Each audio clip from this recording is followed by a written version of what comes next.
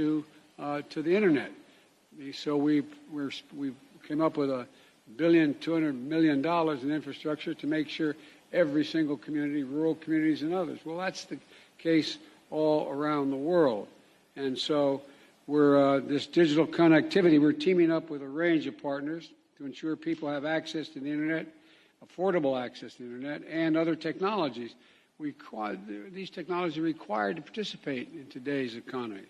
And for example, we're working together with Japan and Australia to upgrade networks in Papua New Guinea and across the Pacific, improving security, performance, and access to digital services.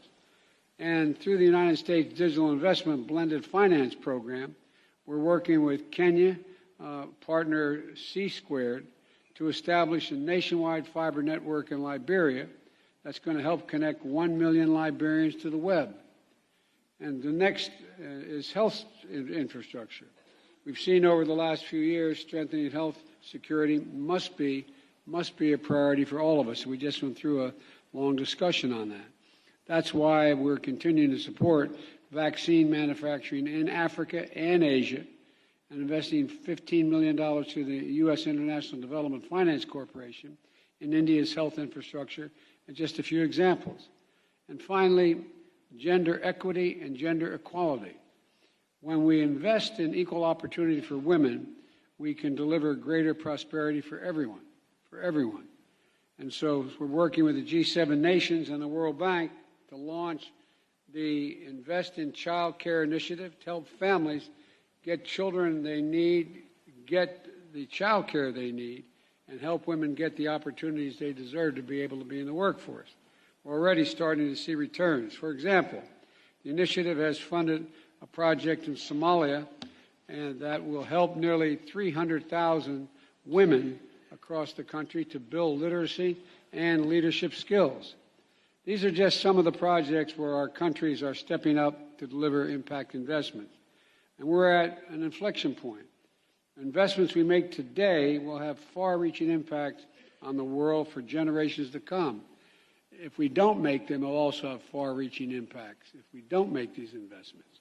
And so creating real opportunity, greater equality, and more secure, healthy, and prosperous world is what we're all about. Moving forward, we have to continue to invest together and invest stronger. And we welcome all who share this vision to join this partnership. I want to thank you. Now I'd like to turn it over to a man we haven't heard from for the last few days. It's all yours, Chicago. Terima kasih Presiden Biden atas inisiatif penyelenggaraan side event Partnership for Global Infrastructure and Investment, PGII. Indonesia selalu mendukung penguatan pembangunan infrastruktur di negara-negara berkembang. Krisis multidimensional yang tengah dihadapi dunia membawa tantangan tersendiri bagi pembangunan infrastruktur di negara berkembang, termasuk melalui penyusutan ruang fiskal. Ada beberapa hal yang perlu diperhatikan PGII dalam mendukung pembangunan infrastruktur di negara berkembang. Pertama, dukungan harus country driven, berdasarkan kebutuhan real negara tujuan. Konsultasi dan dialog dengan negara penerima harus menjadi pedoman utama. Pembangunan infrastruktur perlu memberdayakan masyarakat dan ekonomi setempat agar memiliki rasa kepemilikan yang tinggi, disertai dukungan bagi negara berkembang untuk membangun kapasitas dan kemampuan mandiri. Dengan demikian, negara berkembang dapat lebih tangguh menghadapi tantangan global di masa mendatang. Sebagai contoh, Indonesia tengah mendorong pemerataan pembangunan melalui pemindahan ibu kota ke Nusantara. Ini akan membuka peluang investasi sebesar $20,8 miliar di berbagai sektor infrastruktur. Kedua, upaya kita harus didasarkan paradigma kolaborasi. Pelibatan lebih banyak pemangku kepentingan, termasuk sektor swasta, akan membawa manfaat nyata.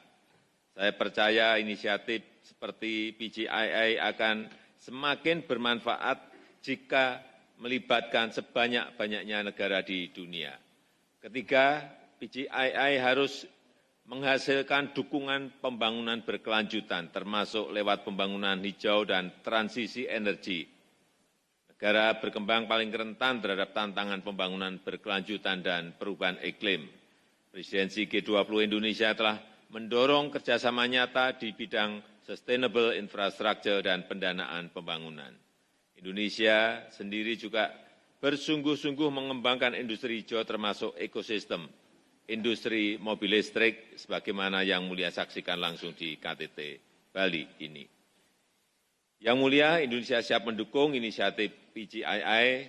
Harapan saya PGII dapat memperkuat hasil yang telah dicapai di G20. Terima kasih.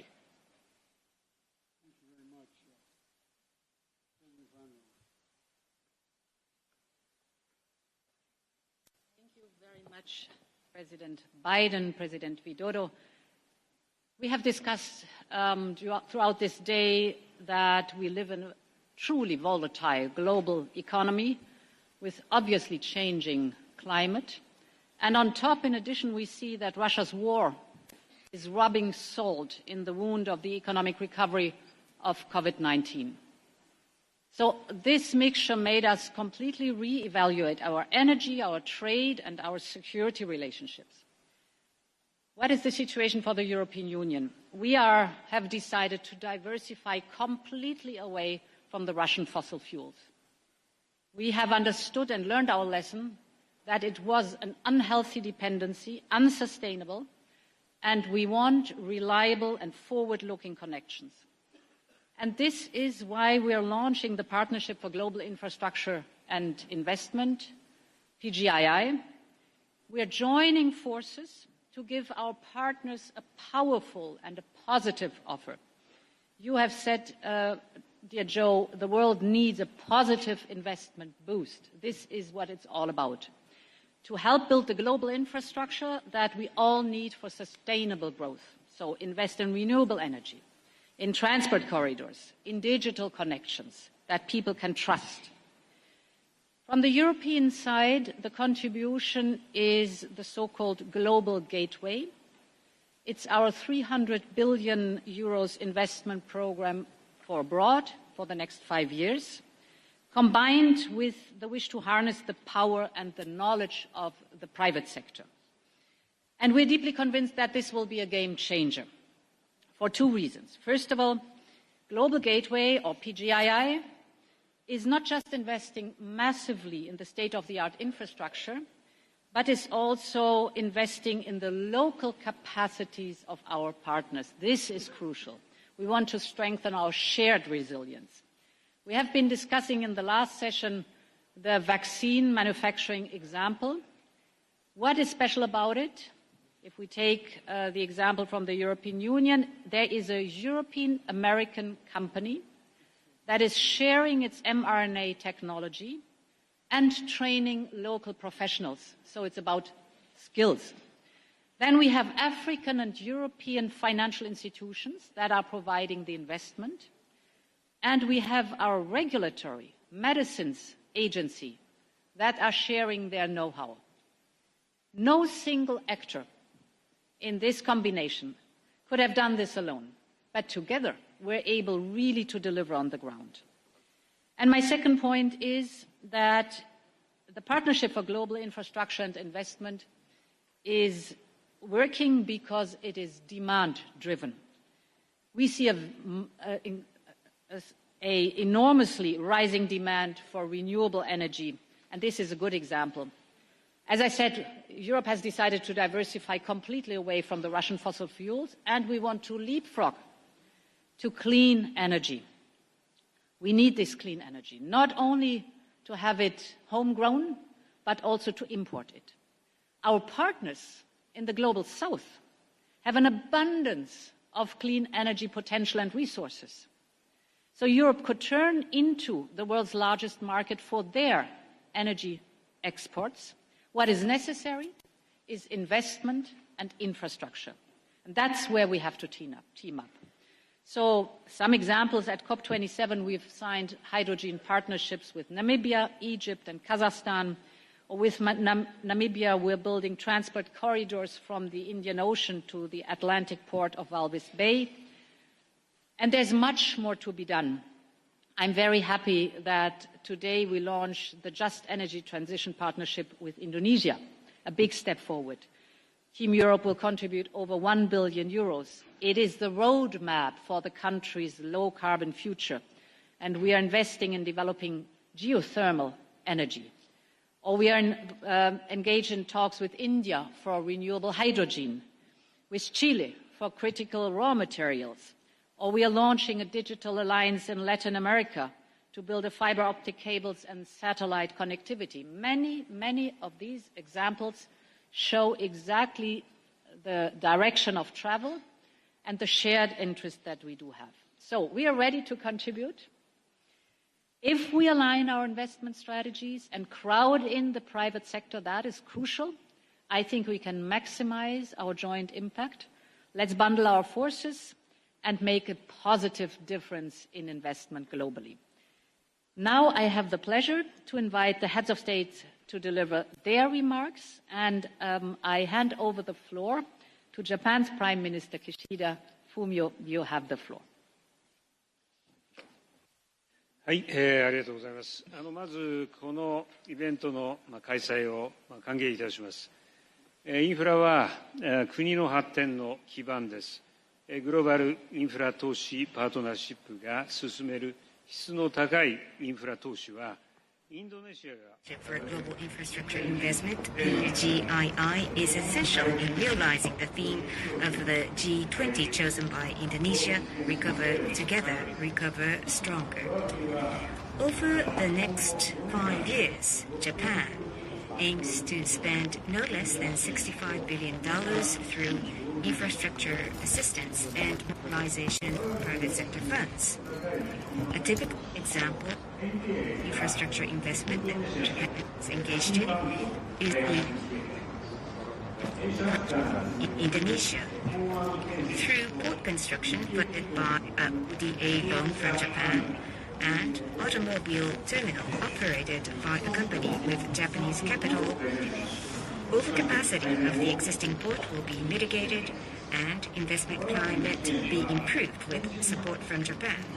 All assistance focuses on transfer of advanced technology and development of talent. The metro construction project in India, using assistance from Japan, the people of India, through their own efforts, created an organization that ensures safety and precision in operations and maintenance. Investment in clean infrastructure also serves as a countermeasure against climate change. In Kenya, Japan is supporting the construction and renovation of geothermal power generators that account for 1/7 of the total power generated in that country. Another initiative that will contribute to the 1.5-degree target is the launch of the Just Energy Transition Partnership with Indonesia, which we very much welcome. Japan, along with the United States, will lead the partnership as a joint lead country. By gaining further engagement of the private sector, realistic and ambitious transition for decarbonization in Indonesia will be accelerated. In the digital area, Australia is driving an initiative for the development of an ICT company which covers 6 Pacific Island nations. Japan, with the United States, plans to support this project. It is important that infrastructure projects and development finance for their funding be implemented in a transparent and fair manner that follows the G20 principles for quality infrastructure investment and complies with international rules and standards. Under our G7 presidency next year, again, Japan, with strong determination, will promote quality infrastructure investment, collaborate with our partners, and support the self-resilient growth of countries. Thank you.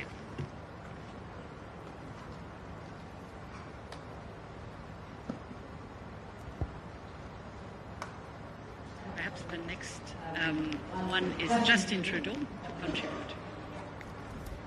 Merci au président Leyen et au président Widodo de la façon aujourd'hui.